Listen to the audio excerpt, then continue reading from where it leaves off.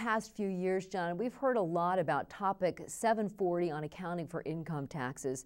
There was a lot of debate, wasn't there, before some of these provisions on so-called tax uncertainties, formerly known as FIN 48, were made applicable to private companies? Becky, you may recall that FIN 48, when it came out in 2006, was effective for financial periods beginning in 2007.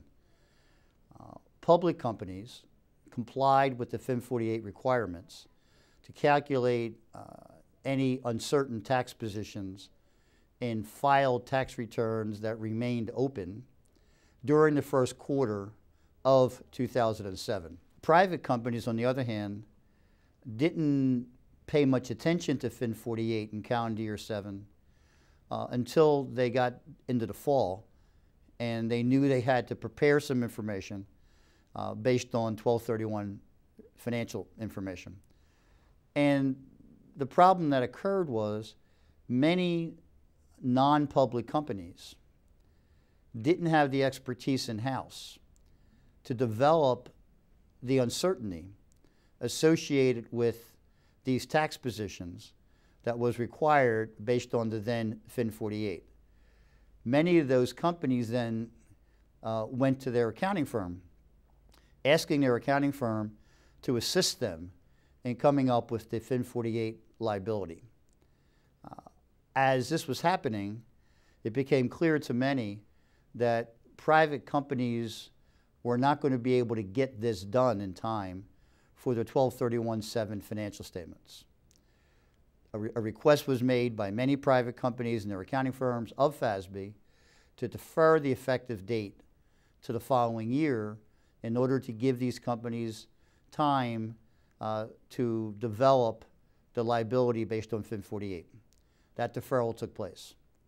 Then in calendar year 8, as we came down towards the fall of calendar year 8, many firms who were S-corps, LLCs, LLPs, or tax-exempt organizations said they were unclear about how the provisions of FIN 48 applied to them, since those entities are theoretically pass-through entities, tax-exempt entities.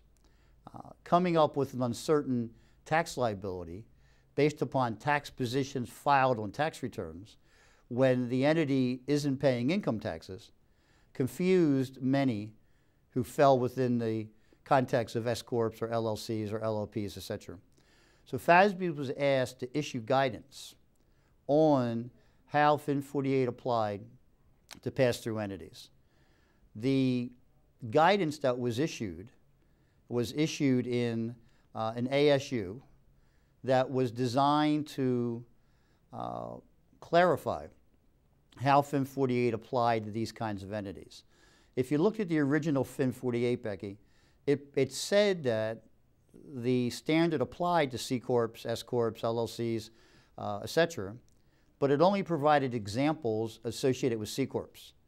So what many preparers and firms and others wanted was guidance that also applied to S-corps, LLCs, tax-exempt entities, etc. And the clarification of that came with the ASU issuance, and that ASU issuance became effective for private companies for calendar year 9 financial statements.